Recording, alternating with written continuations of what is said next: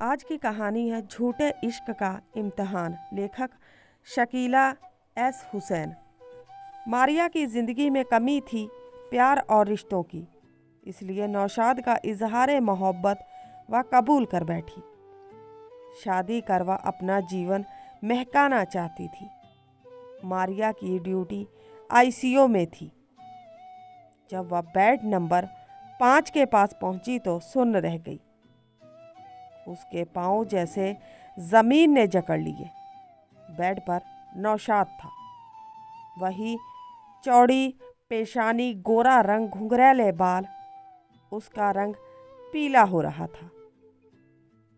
गुलाबी होठों पर शानदार मूछें, बड़ी बड़ी आंखें बंद थी। वह नींद के इंजेक्शन के असर में था। मारिया ने खुद को संभाला, एक नज़र उस पर डाली। सब ठीक था। वैसे वह उसके ड्यूटी चार्ट में ना था। बोझिल कदमों से वह अपनी सीट पर आ गई। मरीजों के चार्ट भरने लगी। उसके दिलो दिमाग में एक तूफान बरपा था। जहाँ वह काम करती थी वहाँ जज्बात नहीं, फर्ज का महत्व था। वह मुस्तैदी से मरीज अटेंड करती रही। काम खत्म कर अपने क्वार्टर पर पहुंची तो उसके सब्र का बांध जैसे टूट गया। आंसुओं का सैलाब बह निकला। रोने के बाद दिल को थोड़ा सुकून मिल गया।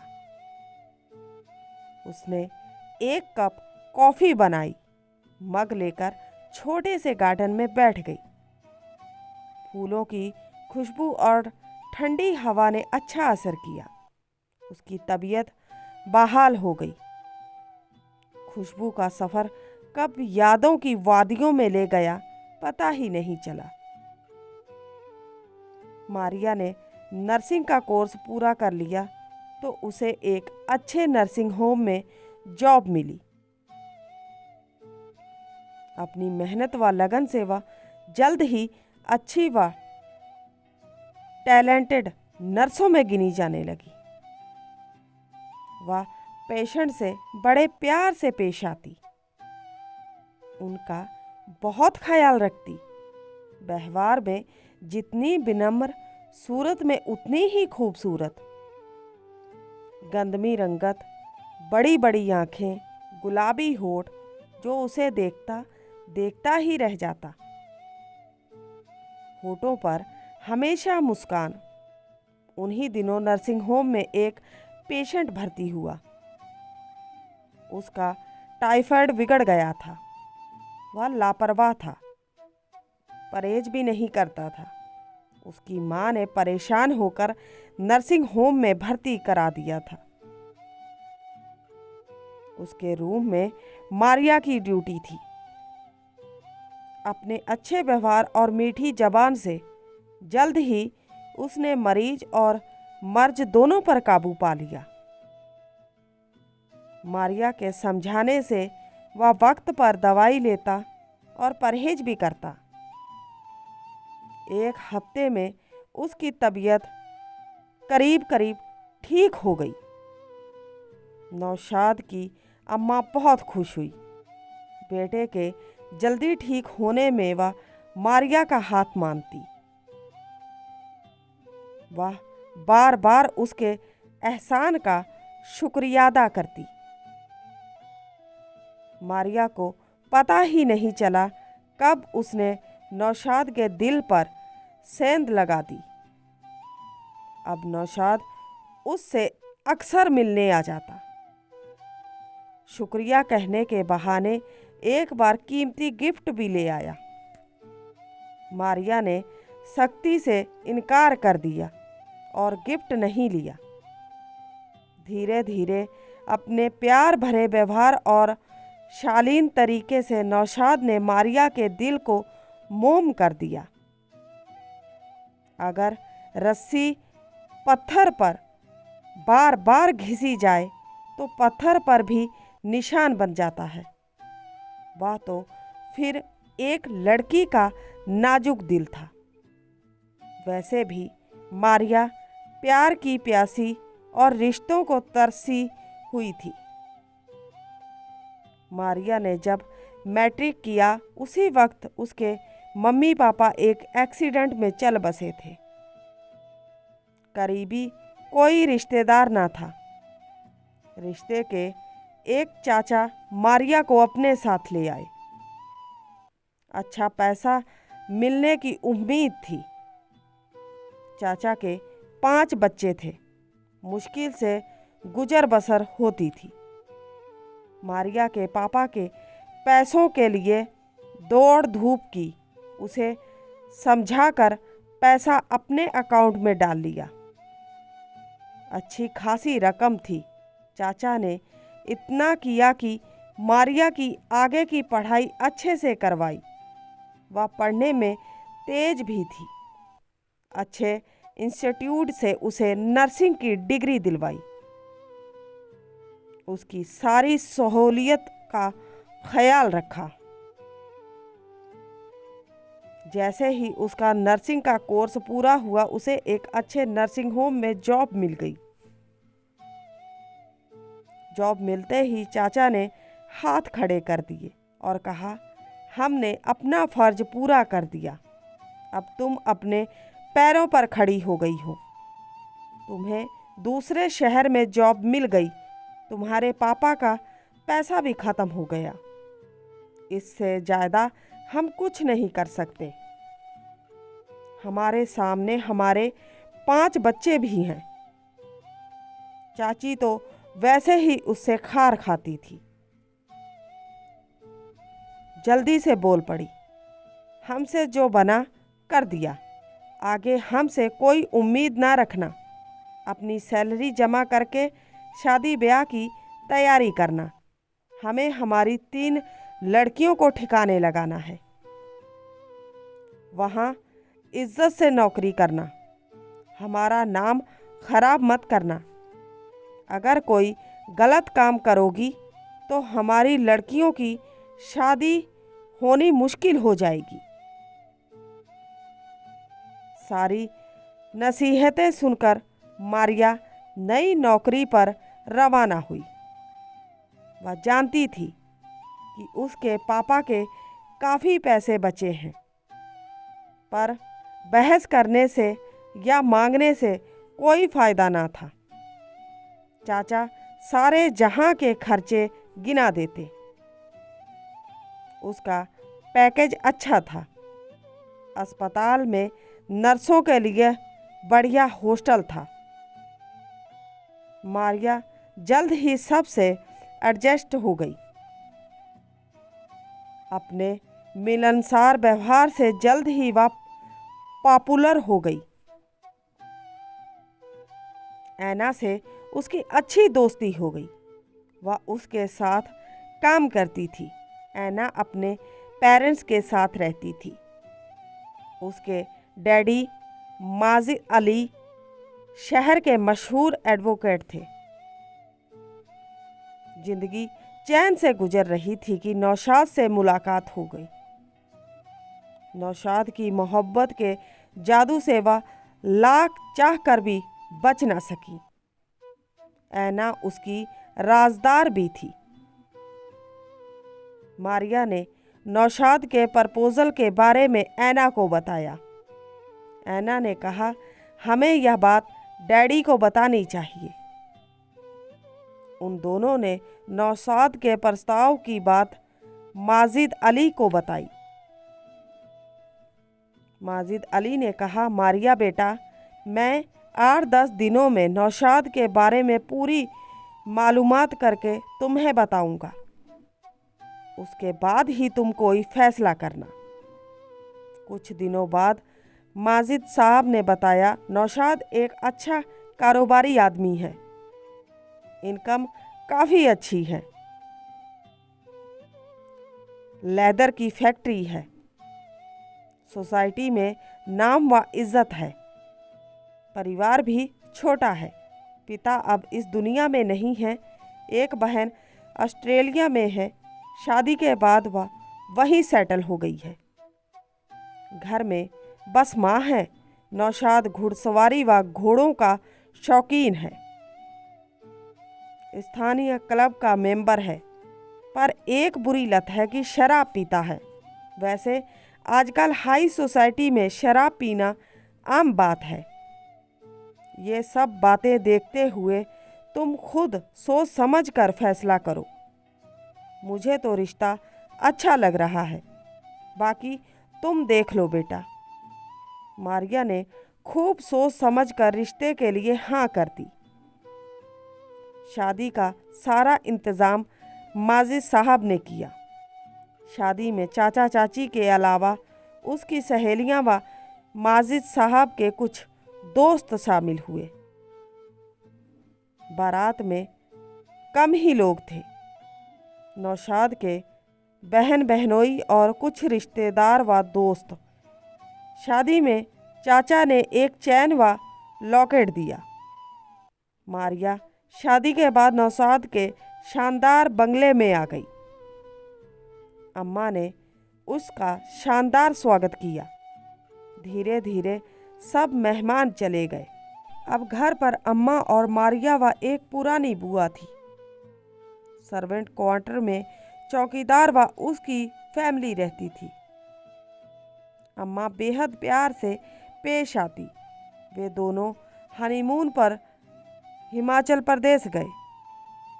2-3 महीने नौशाद की जनूनी मोहब्बत में कैसे गुजर गए पता ही नहीं चला। जिंदगी ऐश से गुजर रही थी। धीरे धीरे सामान्य जीवन शुरू हो गया। मारिया ने नर्सिंग होम जाना शुरू कर दिया। घर का सारा काम बुआ करती। कभी कभार मारिया शौक से कुछ पका लेती। सास बिल्कुल माँ की तरह चाहती थी। मारिया अपनी ड्यूटी के साथ साथ नौशाद व अम्मा का भी खूब ख्याल रखती। सुख भरे दिन बड़ी तेजी से गुजर रहे थे। सुखों की भी अपनी एक मियाद होती है। अब नौशाद के सिर से मारिया की मोहब्बत का नशा उतर रहा था। अक्सर ही नौशाद पीकर घर आता। मारिया ने प्यार व गुस्से से उसे समझाने की बहुत कोशिश की, पर उस पर कुछ असर न हुआ।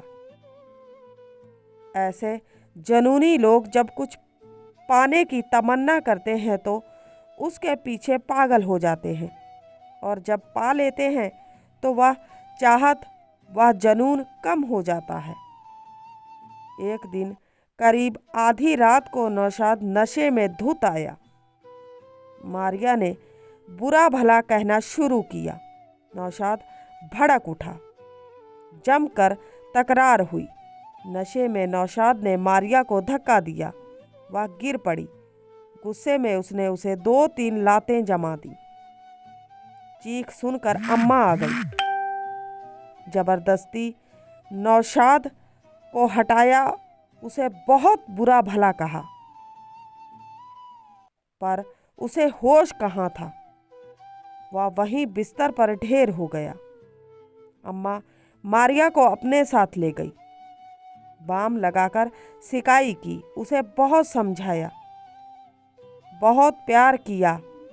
दूसरे दिन मारिया कमरे से बाहर ना निकली, ना अस्पताल गई। नौशाद 1-2 बार कमरे में आया, पर मारिया ने मुंह फेर लिया। 2 दिनों तक ऐसे ही चलता रहा। तीसरे दिन शाम को नौशाद जल्दी आ गया। साथ में फूलों का गजरा लाया। मारिया से खूब माफ़ी मांगी, बहुत मिन्नतें की और वादा किया कि अब ऐसा नहीं होगा। मारिया के पास माफ़ करने के अलावा और कोई रास्ता ना था। नौशाद पीता तो अभी भी था, पर घर जल्दी आ जाता था। मारिया हालात से समझौता करने पर मजबूर थी। वैसे भी नर्सों के बारे में गलत बातें मशहूर हैं। सब उस पर ही इल्ज़ाम लगाते हैं। उस दिन मारिया के अस्पताल में कार्यक्रम था। एक बच्ची खुशी का बर्थडे था। उसकी माँ बच्ची को जन्म देते ही चल बसी। पति उसे छोड़ चुका था। एक बीडो नर्स ने सारी कार्यवाही पूरी करके उसे बेटी बना लिया। अस्पताल का सारा स्टाफ उसे बेटी की तरह प्यार करता था। उसका बर्थडे अस्पताल में शानदार तरीके से मनाया जाता था। मारिया उस बर्थडे में शामिल होने के लिए घर से अच्छी साड़ी लेकर गई थी। अम्मा को बता दिया था कि आने में उसे देर होगी। प्रोग्राम खत्म होते होते रात हो गई। उसके सहयोगी डॉक्टर राय उसे छोड़ने आए थे। नौशाद घर आ चुका था। सजी सवरी मारिया घर में दाखिल हुई। वह अम्मा को प्रोग्राम के बारे में बता रही थी कि कमरे से नौशाद निकला। वह गुस्से से तप रहा था। चिल्लाकर बोला, इतना सज धज कर किसके साथ घूम रही हो? कौन तुम्हें लेकर आया है? शुरू कर दी अपनी आवारागर्दी। तुम लोग कभी सुधर नहीं सकते। वह गुस्से से उफन रहा था। उसके मुंह से फैन निकल रहा था।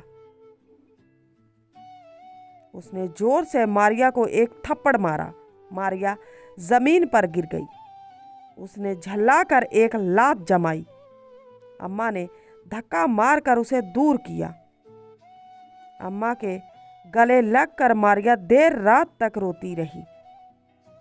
बर्थडे की सारी खुशी मटिया मेट हो गई। 2-3 दिनों तक वह घर में रही। पूरे घर का माहौल खराब हो गया। मारिया ने उससे बात करनी छोड़ दी। ऐसे कब तक चलता? फिर से नौशाद ने खूब मनाया। बहुत शर्मिंदा हुआ। बहुत माफ़ी मांगी। ढेरों वादे किए। ना चाहते हुए भी मारिया को झुकना पड़ा। पर इस बार उसे बड़ी चोट पहुंची थी। उसने एक बड़ा फैसला किया। नौकरी से इस्तीफा दे दिया। उसे घर बचाना था। उसे घर या नौकरी में से किसी एक को चुनना था। उसने घर गृहस्थी चुनी।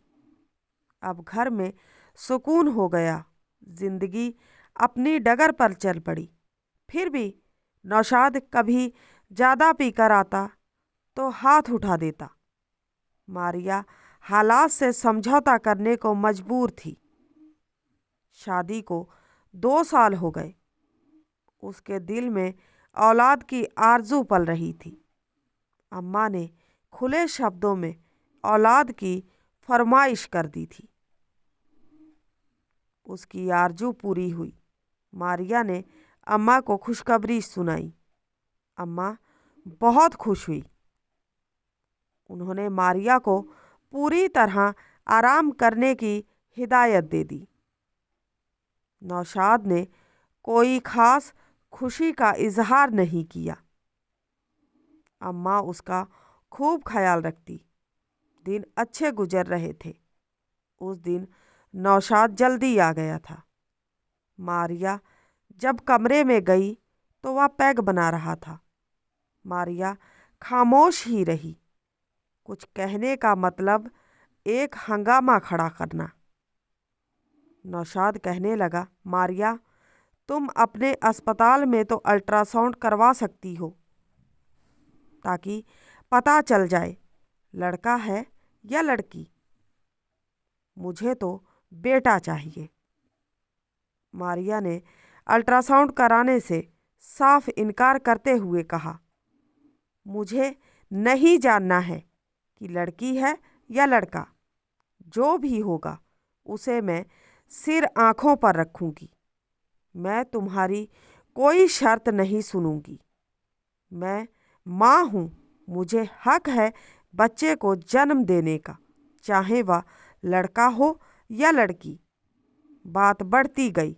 नौशाद को उसका इनकार सुनकर गुस्सा आ गया। फिर नशा भी चढ़ रहा था। मारिया पलंग पर लेटी थी। उसने मारना शुरू कर दिया। एक लात उसके पेट पर मारी। मारिया बुरी तरह तड़फ रही थी, पेट पकड़कर रो रही थी, चीख रही थी। अम्मा व बुआ ने फौरन सहारा देकर मारिया को उठाया, उसे अस्पताल ले गई। वहाँ फौरन ही उसका इलाज शुरू हो गया। कुछ देर बाद डॉक्टर ने आकर बताया कि मारिया का ऑपरेशन करना पड़ा।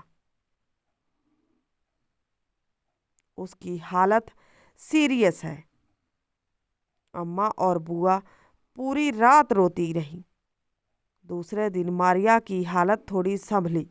नौशाद आया तो अम्मा ने उसे खूब डांटा। मना करती थी, मत मार, बीबी को लाते, उसकी कोख में तेरा बच्चा पल रहा है, तेरे खानदान का नाम लेवा। पर तुझे अपने गुस्से पर काबू कब रहता है? नशे में पागल हो जाता है। अब सिर पकड़कर रो, बच्चा पेट में ही मर गया। ऐना और माजिद साहब भी आ गया।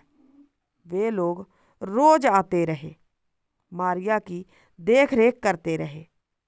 नौशाद की मारिया के सामने जाने की हिम्मत नहीं हुई। हिम्मत करके गया तो मारिया ने ना तो आंखें खोली, ना उससे बात की। उसका सदमा बहुत बड़ा था।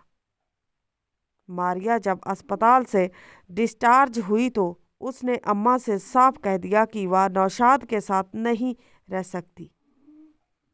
मारिया ऐना व माजिद साहब के साथ उनके घर चली गई। नौशाद ने मिलने की, मनाने की बहुत कोशिश की, पर मारिया नहीं मिली। अब माजिद साहब एक मजबूत दीवार बनकर खड़े हो गए। नौशाद फिर आया तो मारिया ने तलाक की मांग रख दी। नौशाद ने खूब माफ़ी मांगी, मिन्नतें की, पर इस बार मारिया के मातृत्व पर लात पड़ी थी। वह बर्दाश्त ना कर सकी, तलाक पर अड़ गई। नौशाद ने साफ इनकार कर दिया। मारिया ने माजिद साहब से कहा, अगर नौशाद तलाक देने पर नहीं राज़ी हैं तो आप उसे खुला खुला जब पत्नी पति से अलग होना चाहती है, इसमें उसे खर्चा व मेहर नहीं मिलता का नोटिस दे दे। माजिद साहब की कोशिश से उसे जल्दी खुला मिल गया।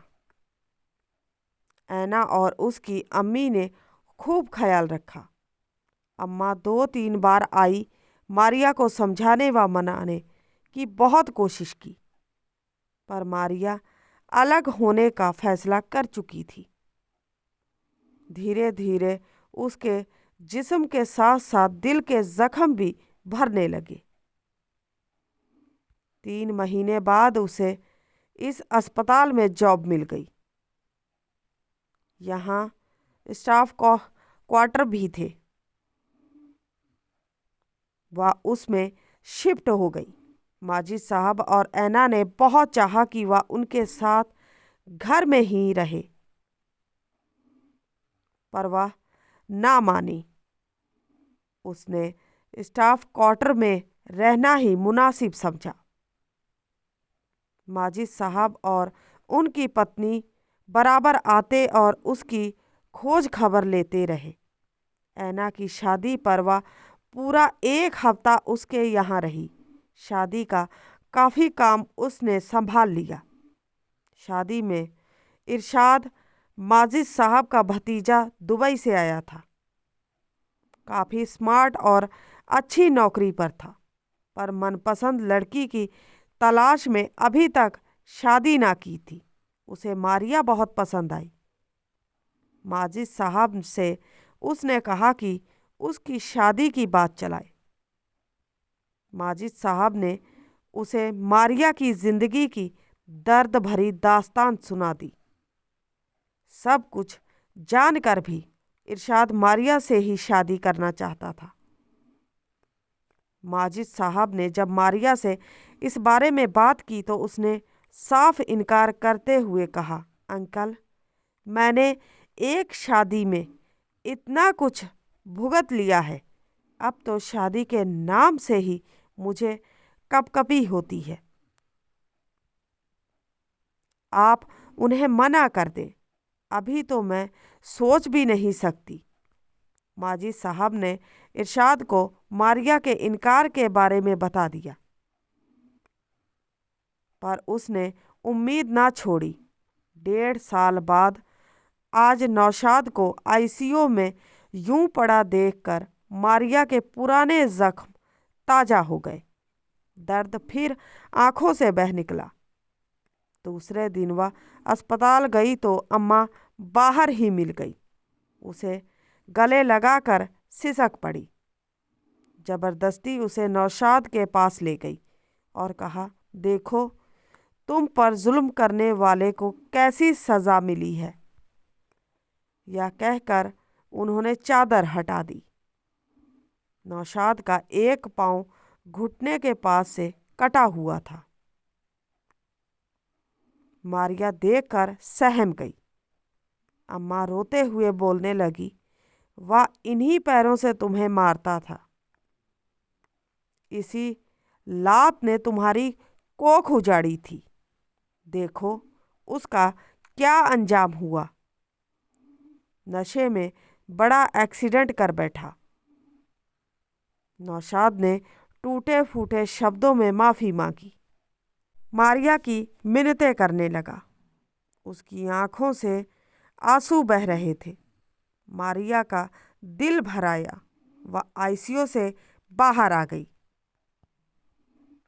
अम्मा ने उसका हाथ पकड़कर कहा, बेटा, मेरा बच्चा अपने किए को भुगत रहा है, बहुत पछता रहा है। तुम्हारे जाने के बाद तुम्हारी अहमियत का अंदाज़ा हुआ उसे। बहुत परेशान था, पर अब रोने से क्या हासिल था।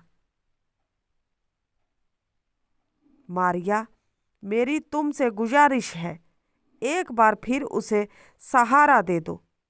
तुम्हारे सिवा उसे कोई नहीं संभाल सकता।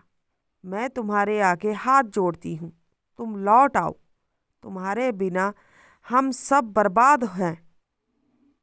मारिया ने अम्मा के आंसू पोंछते हुए कहा, अम्मा, अब यह नामुमकिन है।